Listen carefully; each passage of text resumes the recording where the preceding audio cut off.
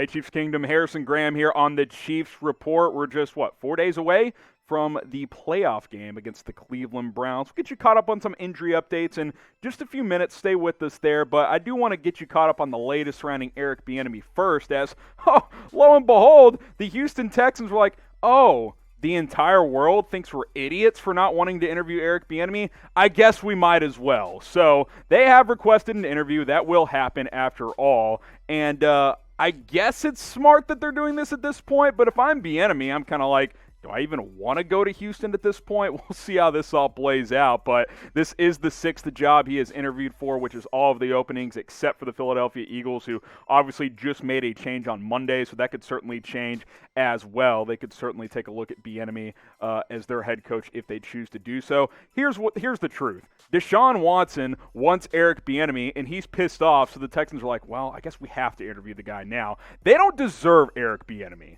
Let's just get that out of the way right now. The Houston Texans don't deserve Eric Bieniemy. They interviewed, and I forgot the guy's name. I think his name's like Dan Culley, the Ravens wide receiver coach, Dave Culley, who's like 65, has never been a head coach, over Eric Bieniemy. They interviewed him first.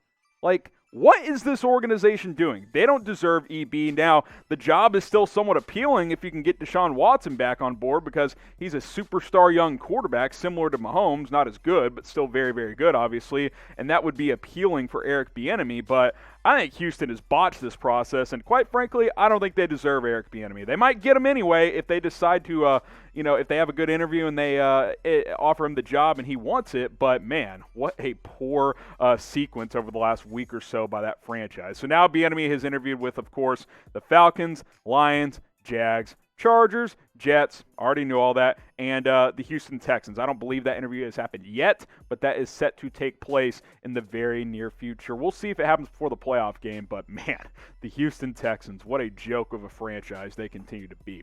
So where will Eric Bieniemy coach next season? It might still be the Chiefs. You can type Chiefs down in the comments section. Will it be the Texans, Chargers, Jets? Who knows? There's a lot of openings, and what's very, very strange about this coaching cycle, none of these jobs have been filled yet. There's still 7 head coaching vacancies available, so you would think Bieniemy's going to get one of these jobs if he wants one. Maybe he gets picky, but if he doesn't, that is very, very strange. But let me know, where will he be coaching next season?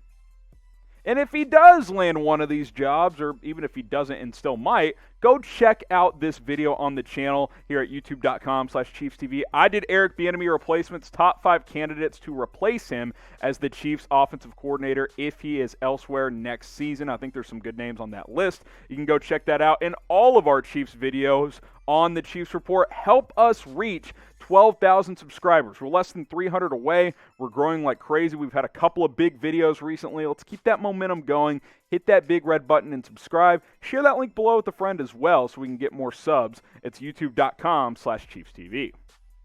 All right, let's get some injury updates here. Is Edwards-Helaire going to play against the Browns? It seems to be leaning that way. Now, as we're filming this, we haven't seen an official ruling, participation in his practice, but Nate Taylor said during the open part of practice Edwards-Helaire was out there. He did return.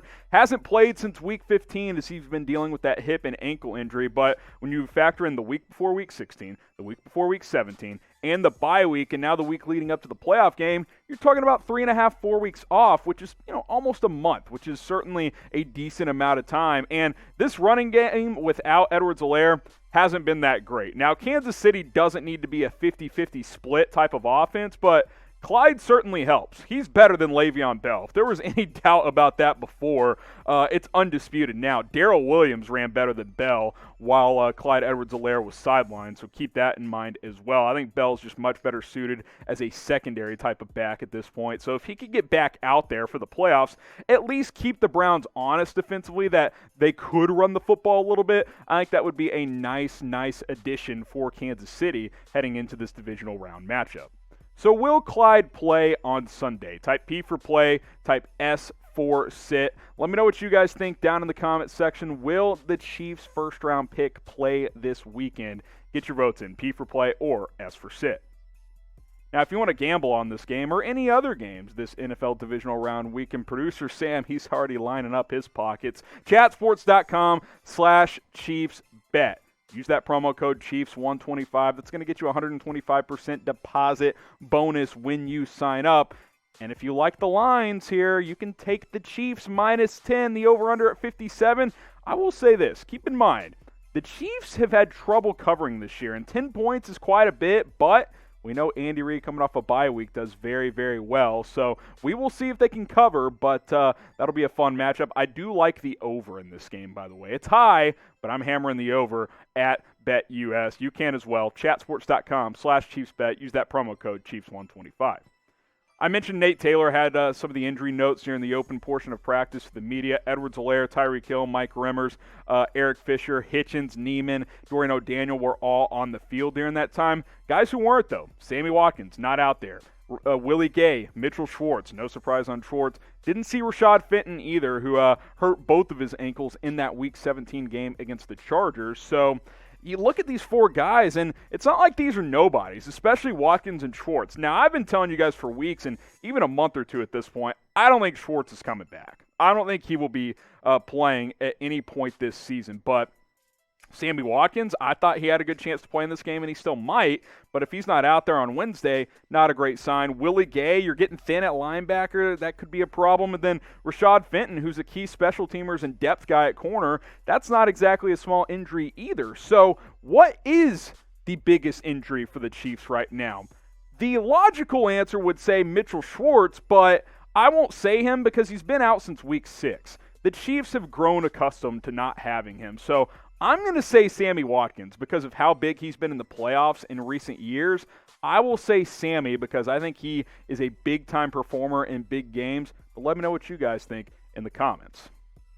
Now let's talk about 2021 a little bit. How about Laurent Duvernay-Tardif returning next year? Remember him? Now, this Chiefs O-line has been banged up, and there's been a lot of different combinations this year, and it kind of all started when he decided to opt out for the season to help with COVID-19 relief because he is a doctor, after all. He's been up in Quebec throughout this fall helping on the front line, which is very admirable. I have no problem with it, and I think it's very courageous, quite honestly, to sacrifice a season worth of salary to go be a frontline worker during this crisis. But he did say recently his plans to come back. That is the goal, and I think that's a good thing, right? Like, I think the Chiefs will have options up front next year, a lot of different names. Remember, Lucas Niang should be back next year, the rookie tackle out of TCU who can play some guards. We'll see if Kelechi Osemele returns, but getting LDT back in the fold can only be a good thing, in my opinion. Here's what he had to say on a little video recently, saying, "I look forward to a lot more football to come and being back on the field next season. Stay safe and go Chiefs." I'd like to see him back out there. He's certainly not an all-pro by any means, but to get him back in the fold, he can compete at guard. That will be only good things for Kansas City heading into this offseason. So will LDT start next year? Type Y for yes, type N for no. I think it's like 50-50. He'll have to compete. He'll have to earn it. Nick Allegretti's done some good things at guard. Will they bring back Kelechi Osemele? We'll see what happens with Andrew Wiley. We will see what happens. So type Y, type N. Let me know what you guys think. A couple quick notes here on quarterbacks. Chiefs bringing back Jordan Ta'amu to the practice squad.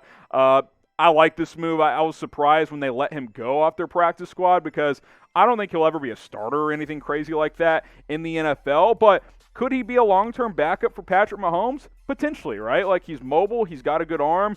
Stylistically, plays similar to Mahomes. He's not 20% of the quarterback Mahomes is, but a guy that you can groom under Andy Reid. I like the potential of that. He's back in the fold. And Anthony Gordon, a guy I like coming out of Washington State this past year. Bounced around this year on a couple of practice squads. Got picked up by the Seahawks. Chiefs have signed him to a futures deal. Basically, that just means they have the rights to him heading into training camp and all of that stuff in this offseason. So he's not on their roster or their practice squad right now, but as you get into the offseason and mini camps and all that, he will be with Kansas City. So Anthony Gordon, Jordan Ta'amu, a couple of young quarterbacks in the mix for Kansas City.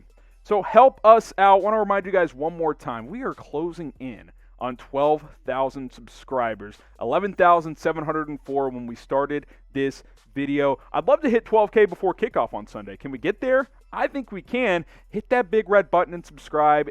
Daily videos just about on your Kansas City Chiefs, covering the latest rumors, news, playoff previews, injury updates. We do it all. So hit that big red button and subscribe and share that link below with a friend. It's youtube.com/ChiefsTV.